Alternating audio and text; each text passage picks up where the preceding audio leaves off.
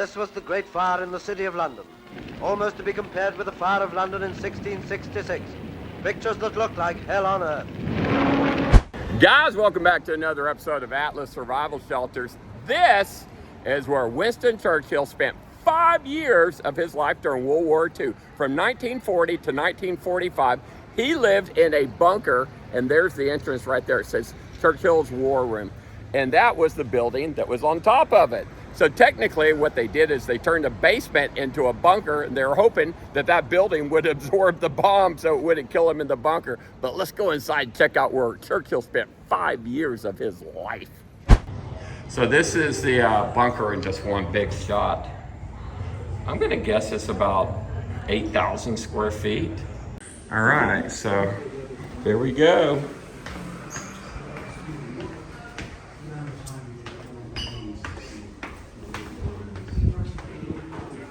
I guess first thing I gotta do is buy a ticket.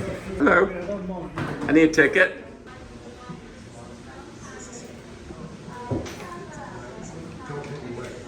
Those are the actual bombs the Germans were dropping on them here. You guys wanna see something amazing? To cut this doorway in here, they had a core drill through about 16 foot of concrete to make a doorway. But you see that? That's the core drill marks. So I have the core drill sideways through the walls to be able to put this doorway in here to go from one room to the other. See that? You can see where it's about a 3-inch or a 4-inch core drill. That is amazing. Wow.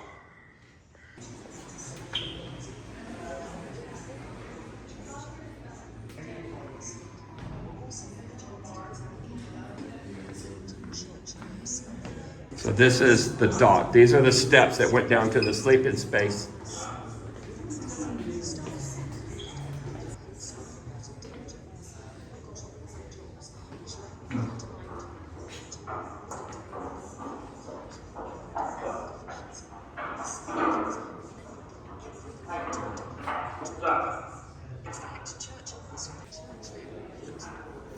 This is where they put maps out.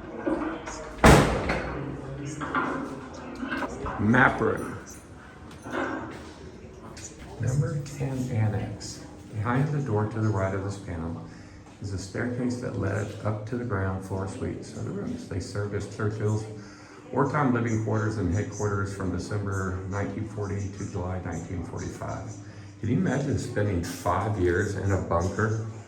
Well, Churchill sure did. All right, so this is for you guys that complain about the toilets. So this is what Churchill pooped in when he was down in his bunker for 5 years. It's just a bucket with a lid on it. And those are still available today, although the Atlas Survival Shelters don't really have them because we have flushing toilets. Probably there was somebody else up here by then as well. Yeah. And then you descend the stairs and come up on the kitchen. That's a nice color picture of all of them. There's Churchill. Beyond that, where the stairs. Kind of reminds me of Zelensky in Ukraine. Quite big there, doesn't it? And it's in the side corridor.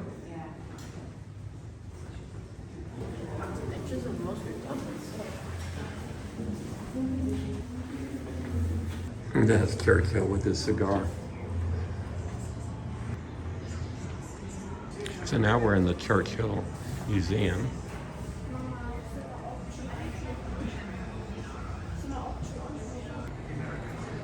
Now there's a uniform. It's a nice painting of Churchill. It's a big room here. All part of the Churchill Museum.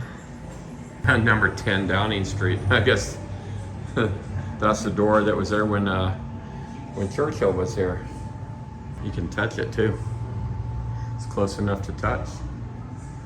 I want to see more bunker.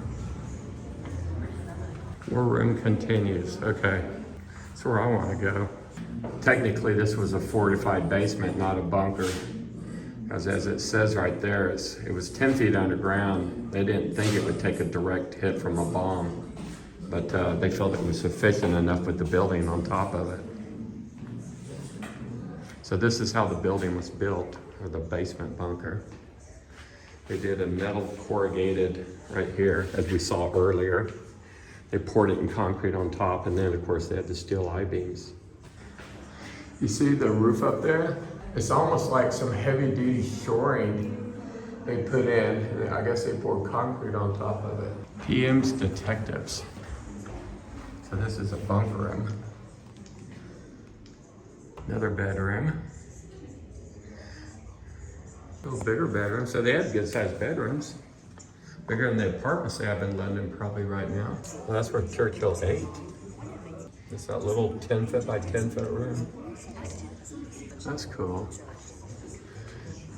What is this? This is the Commander Tommy Thompson's room. So they spent the entire war underground here. They would not even come out until the Germans stopped bombing London, of course. Miss Churchill. Okay, so his wife, she had her own room. Wow. They couldn't even sleep in the same room together. Over here, this is Norman Brooks' room. He was the deputy secretary to the war cabinet. So they all have decent little private bedrooms, which is nice. Plant room number 7. Oh, wow. Look at all those controls. Big ol' I-beams. Amazing room. I guess you can rent it for dining halls too, because they're getting ready to have some kind of food buffet in here for somebody. It's not me. Guy on a radio. I don't think he's alive. He looks dead to me. There's a lady on a telephone. There's the lady's doing all the typing in here. Keep in mind, these are all the original desk and typewriters from the war. They left them all in here. Some dude just chilling in his bed. I'll say this much, everybody had a pretty good sized room. This was Sir Edward Bridges' room. He must have made all the bridges. That was a joke. These are keys to all the different doors. You think he's calling dominoes? Oh, they got real live actors in that room. Either they're animated dummies or actors, I can't tell. Very realistic. They are. They almost look real. The way he scratched himself, yeah. Oh, look at that. He needs to shave too. Very lifelike dummies.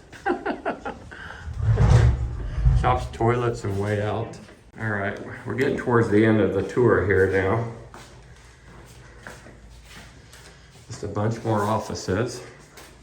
Most of these are all wood beams that are holding up the ceiling here. Maps, actual maps that they had back then.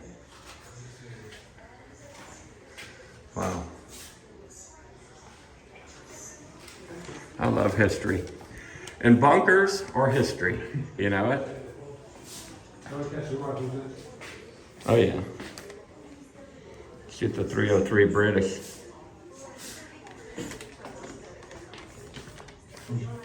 Now what's this room? This guy had a pretty big bedroom. Oh, this is Churchill's bedroom. Oh, no wonder he has such a big bedroom. He spent 5 years down here. Can you imagine that? Wow. People don't think they'll be in their bunker but a few days. He spent 5 years in a bunker. So I bought this shirt here. I'm on my way to Ukraine. I have nothing to offer but blood, toil, tears, and sweat. I wanted this one here. But they didn't have it in a 2XL. Yeah. Churchill with a Tommy gun's cool. All right, way out. I wonder if this is how they got out. I doubt they got out this way, but it's not that deep underground. And as it says, it wasn't built to be a bunker. It was a basement that they converted into a bunker. And if it had taken a direct hit on that building, they're hoping the building would absorb the blast and not gotten down to the bunker. And of course, there's St. James Park. Well, guys, I hope you enjoy the tour of Winston Churchill's underground bunker. I was actually in England the day the Queen died. I was actually boarding my plane, flying to Germany, and she died, so it's gonna be a historic day in my life. But guys, make sure you like and subscribe. Come back, because I got a lot more videos from my last trip to Europe. see you on the next one.